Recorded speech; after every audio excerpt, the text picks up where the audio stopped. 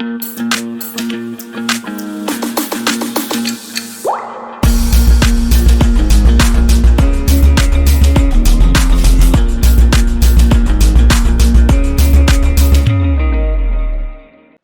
everyone, welcome back to the layman way and let's continue this lecture जहाँ पे हम clocks के questions को डिस्कस कर रहे हैं। और ये लेक्चर बहुत ही छोटा रहेगा क्योंकि इसमें हम बस 3-4 क्वेश्चंस देखेंगे और कुछ रिजल्ट्स देखेंगे क्लॉक्स के जो पिछले में हमारे छूट गए थे। करेक्ट। तो चलिए जल्दी से आगे बढ़ते हैं और आगे अपना लेक्चर कंटिन्यू करते हैं और आज का पहला क्वेश्चन देखते हैं।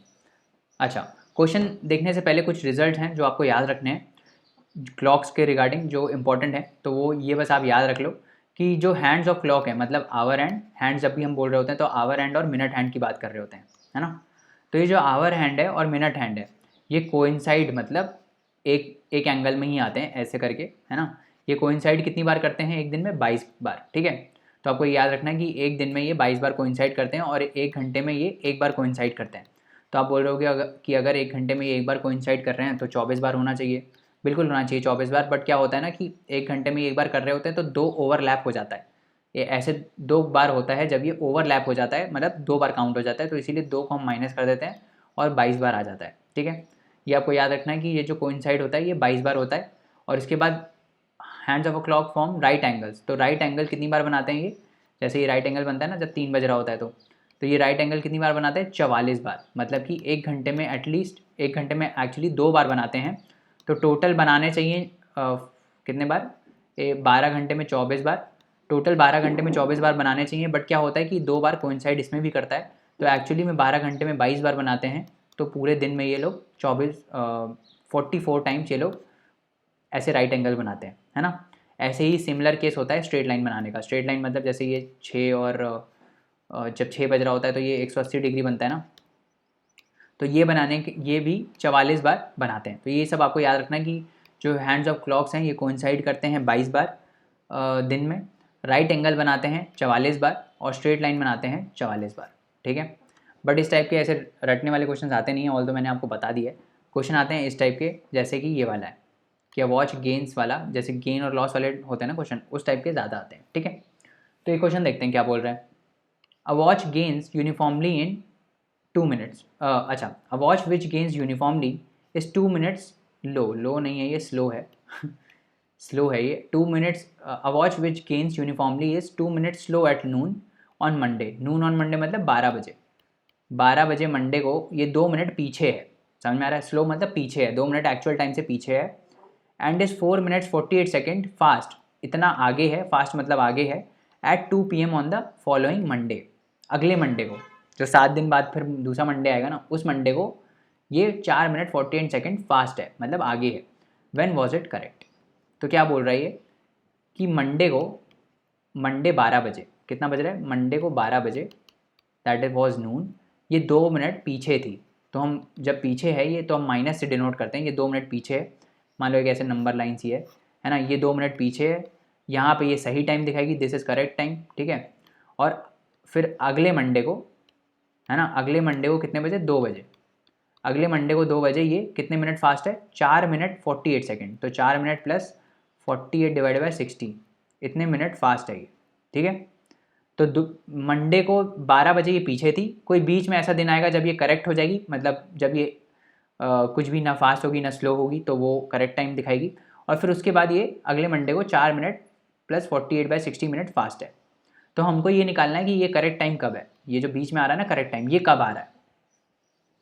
तो मेरे को एक बात बताओ कि इस मंडे से लेकर अगले मंडे तक कितने घंटे हुए टोटल, पहले तो यही बताओ। तो 12 बजे से अगले इस 12 मंडे के, इस मंडे के 12 बजे से अगले मंडे 12 बजे तक टोटल कितने दिन हुए? 7 दिन हो गए। 7 दिन प्लस फिर 12 से 2 घंटे और हो गए, है ना। तो ये टोटल घंटे कितना हुआ? 7 × 24 + 2, तो कितना आएगा ये? 7 × 14 7 × 168 + 2, ये आ जाएगा 170 आवर्स, है ना। टोटल कितना आ जाएगा? 170 घंटे। मतलब इस मंडे से लेकर अगले मंडे 2 PM तक कितने घंटे हुए होंगे? 170 आवर्स हुए होंगे। ठीक है, 170 आवर्स हुए होंगे। अब ये क्या बोल रहा है कि 170 आवर्स में ये टोटल गेन कितना कर रही है? 2 मिनट पीछे थी, है ना। तो ये 2 मिनट पीछे थी और उससे ये आगे हो गई कितना? 4 मिनट 48 बाई 60 मिनट्स। तो टोटल गेन कितना हुआ टाइम में? टोटल गेन कितना हुआ? 2 मिनट का ये गेन, है ना, 2 मिनट का ये गेन प्लस ये जो 4 मिनट वाला गेन है ये भी है ना, तो 2 मिनट प्लस 4 प्लस 48/60, इतना टोटल गेन किया है टाइम में इसने। समझ में आ रहा है? ये कितना होगा, निकालते हैं इसको। 6 प्लस ये आ जाएगा कितना, 6 8 ज़ा 48, 10 2 4 ज़ा 8 2 5 ज़ा 10, 4/5 है ना। तो ये आ जाएगा 6 5 ज़ा 30 प्लस 4 34/5 मिनट्स। तो टोटल गेन कितना हुआ, 34/5 मिनट्स। तो 170 घंटे में ये जो घड़ी है उसने कितना गेन किया है, 170 घंटे में उसने कितना गेन किया है, 34/5 मिनट्स। ठीक है, ये हम थोड़ा सिंप्लीफाइड फॉर्म में लिख देते हैं कि 170 घंटे जब हो गए तो इस घड़ी ने कितना गेन किया, 34/5 मिनट्स। इतना समझ में आ गया? ठीक है, अब हमसे क्या पूछा है कि व्हेन वाज इट करेक्ट। तो मंडे जब था ये 2 मिनट पीछे थी, बीच में कभी ऐसा टाइम आया होगा जब ये सही हो गई होगी, है ना। तो हमको यही तो टाइम निकालना है कि ये सही कब हुई है। तो मंडे से लेकर जब तक ये सही हुई होगी तब तक इसने कितना टाइम गेन किया होगा, 2 मिनट का गेन किया होगा, है ना, क्योंकि 2 मिनट पीछे थी यहाँ पे। तो 2 मिनट का जब गेन करेगी तभी सही टाइम दिखाएगी। तो हमको ये पता है कि 34/5 मिनट्स अगर गेन करती है तो 170 घंटे होते हैं। इसका मतलब 1 मिनट में कितना घंटा हुआ होगा, 1 मिनट अगर वो गेन करती है तो कितना घंटा लगेगा, 170 × 5 / 34, है ना, नॉर्मल रेशियो प्रोपोर्शन। 2 मिनट अगर गेन करना होगा तो कितना हो जाएगा, 2 × 170 × 5 / 34।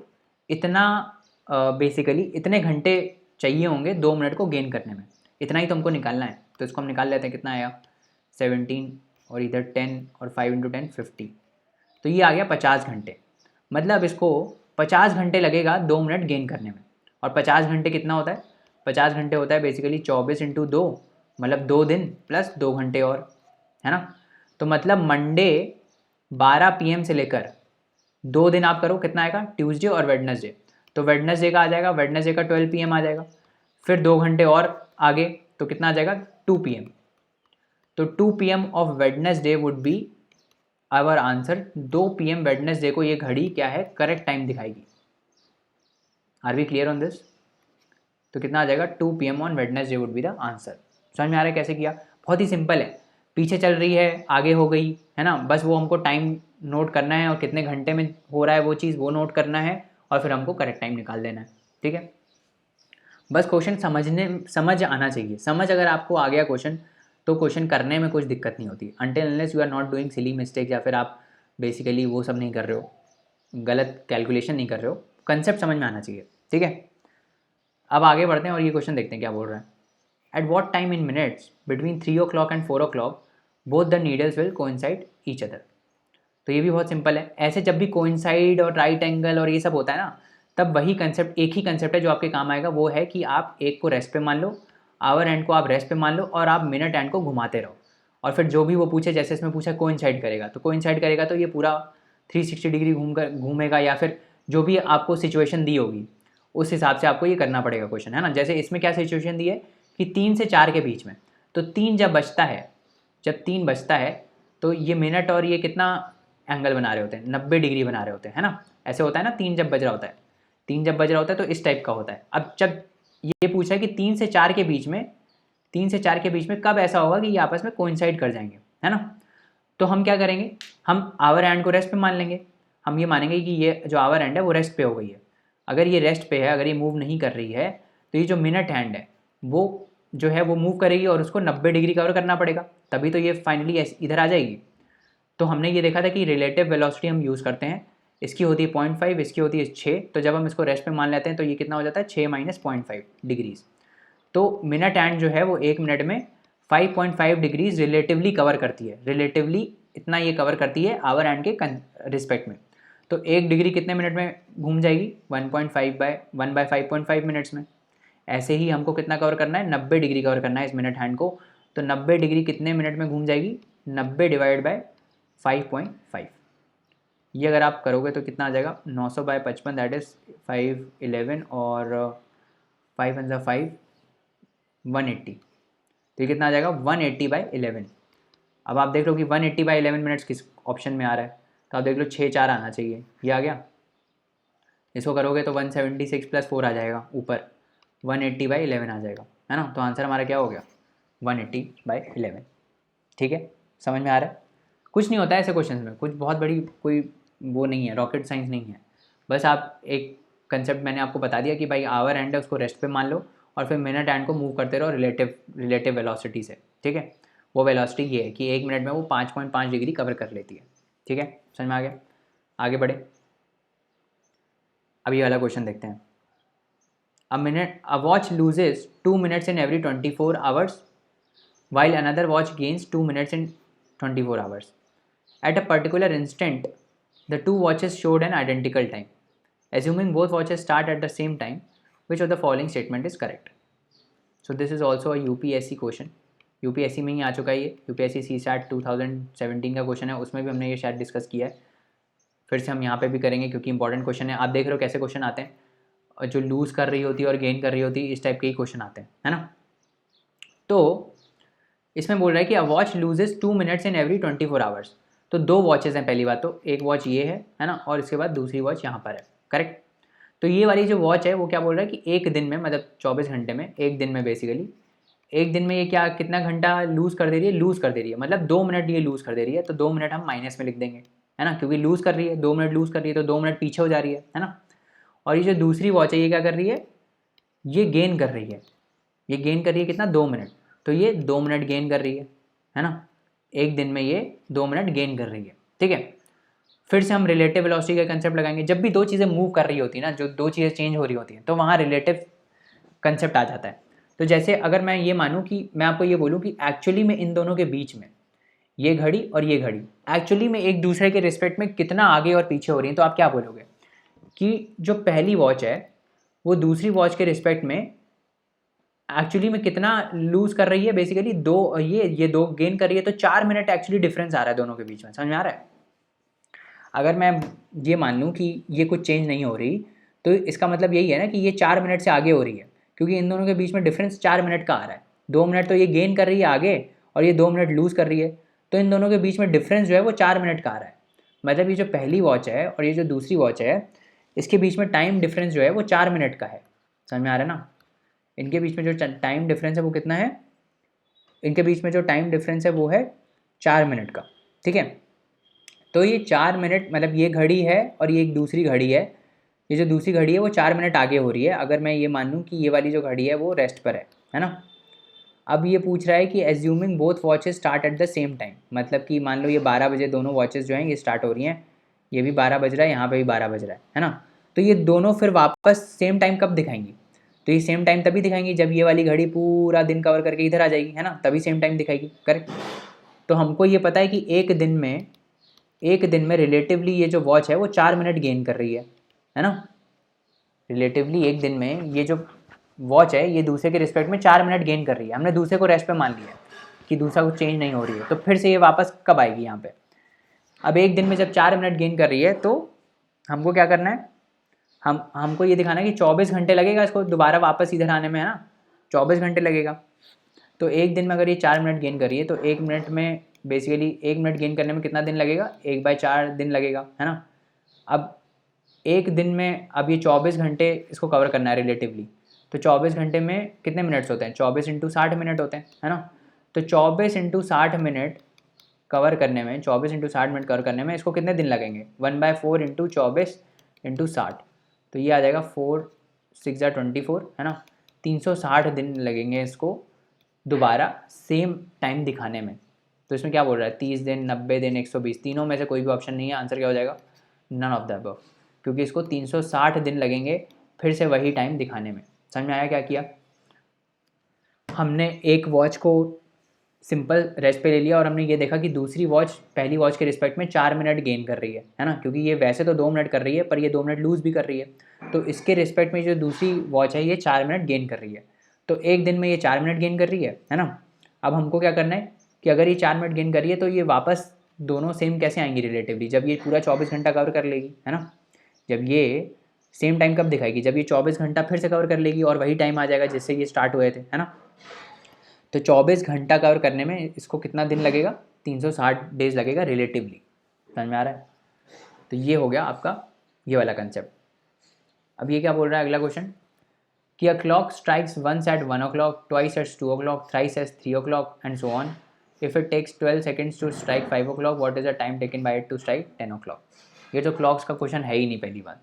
ये है नॉर्मल आपका फ्रैक्शंस का क्वेश्चन कि भाई जब 1 बज रहा होता है तो 1 बार स्ट्राइक करती है, तो इसका मतलब जब 5 और 5 क्लॉक बज रहा होगा तो 5 बार स्ट्राइक करेगी। 5 बार स्ट्राइक करने के लिए उसको 12 सेकंड लग रहा है, तो 1 बार स्ट्राइक करने के लिए उसको कितना सेकंड लगेगा, 12/5 सेकंड लगेगा। ऐसे ही 10 जब 10 बज रहा होगा तो 10 बार स्ट्राइक करेगी, है ना, 10 टाइम स्ट्राइक करेगी। तो एक टाइम स्ट्राइक करने में 12/5 सेकंड लग रहा है, तो 10 बार स्ट्राइक करने में 12/5 × 10 लगेगा, दैट इज़ 24 सेकंड लगेगा, है ना। तो इसमें क्लॉक का तो कोई कंसेप्ट यूज़ हो ही नहीं रहा है। आंसर क्या हो गया, 24 सेकंड। ठीक है, आगे बढ़ते हैं और ये वाला क्वेश्चन देखते हैं। ये क्वेश्चन क्या बोल रहा है, a wall clock moves 10 minutes fast in every 24 hours. ठीक है, तो हर दिन बेसिकली एक जो वॉल है वो 10 मिनट आगे हो जाती है। ठीक है, 10 मिनट आगे हो जाती है। The clock was set right to show the correct time at 8 AM। तो मंडे को बेसिकली 8 बजे ये सही टाइम दिखा रही थी। When the clock shows the time 6 PM on Wednesday. फिर ये वेडनेसडे आ गया, है ना। वेडनेसडे को कितने बजे, 6 बजे। 6 बजे ये दिखा रही है टाइम, 6 बज रहा है वेडनेसडे को, एक्चुअल में नहीं बज रहा है, ये गलत घड़ी दिखा रही है क्योंकि ये एक दिन में 10 मिनट गेन कर लेती है ना। तो करेक्ट टाइम पूछा है, सिंपल है। यहाँ से यहाँ तक ये निकाल लो कि ये इनकरेक्ट जो टाइम है उसमें कितना घंटा हुआ है ना। ये जो इनकरेक्ट क्लॉक है उसने कितना घंटा कवर किया है, तो मंडे से ट्यूसडे, ट्यूसडे से वेडनेसडे, तो वेडनेसडे 8 बजे तक तो 2 दिन हो गए, है ना। यही होगा ना, वेडनेसडे सॉरी AM है, वेडनेसडे 8 AM तक कितने दिन हो गए, 2 दिन हो गए, मंडे से ट्यूसडे, ट्यूसडे से वेडनेसडे। तो ये हो गया 24 × 2, है ना, 2 दिन। उसके बाद 8 से लेकर शाम के 6 बजे तक कितने घंटे हुए, 8 से लेकर 6 बजे तक कितने दिन हुए, 3 और 6 9 और 10 घंटे हो गए, है ना। यही हुआ ना, 8 से लेकर 6 बजे तक कितने घंटे हुए, 10 घंटे हुए। तो 48 + 10 दैट इज़ 58 आवर्स हो गए टोटल। तो यहाँ से लेकर यहाँ तक टोटल 58 आवर्स कवर किए हैं इस इनकरेक्ट घड़ी ने। ठीक है, हमको ये पता चल गया 58 आवर्स इसने कवर किए इनकरेक्ट घड़ी ने। अब दिया क्या हुआ है, मैंने आपको क्या प्रोसीजर बताया था, आप इनकरेक्ट लिखो और यहाँ पे आप करेक्ट लिखो, है ना, यही प्रोसीजर बताया था। इनकरेक्ट लिखो, करेक्ट लिखो। अब क्या बोल रहा है कि हर 24 घंटे में 10 मिनट ये फास्ट हो जाती है, यही बोल रहा है ना। तो एक्चुअली में 24 घंटे हुआ होगा, है ना, बट इनकरेक्ट घड़ी में क्या दिखा रहा है, 24 घंटे 10 मिनट। तो 24 घंटे plus 10 minute that is 10/60 hours. ठीक है, यही दिखा रहा होगा। तो इसको करो, 24 × 6 कितना आता है, 24 × 6, 6 4 24, 6 2 12 + 2 14, है ना, 6 4 24, 6 2 12 144, 144 + 1 कितना आएगा, 145। तो 145/6 आवर्स दिखा रहा है ये इनकरेक्ट घड़ी में for every 24 hours of correct time. ठीक है, तो हर 1 घंटे के लिए इस करेक्ट घड़ी में टाइम कितना हुआ होगा, 24 × 6/145, है ना। और 1 घंटे में अगर सही घड़ी इतना दिखा रही है तो हमारा कितना घंटा हो चुका है, 58 घंटा हो चुका है। तो 58 आवर्स में ये कितना हो जाएगा, इसको आपको करना पड़ेगा मल्टीप्लाई, 58 × 24 × 6 डिवाइडेड बाय 145, है ना। तो इसको हम करते हैं, ये कितना हो जाएगा, ये टोटल हो जाएगा, इसको करना पड़ेगा, कुछ डिवाइड हो रहा है क्या ये 5, इसको कैलकुलेटर से ही कर लेते हैं, यहाँ पे तो हो नहीं रहा है। 3 5 5 4 ज़ा 5 से भी कुछ नहीं है, 3 से भी नहीं हो रहा है। इसको मैं कैलकुलेटर से कर लेता हूँ ताकि ये जल्दी हो जाए, नहीं तो टाइम लग जाएगा।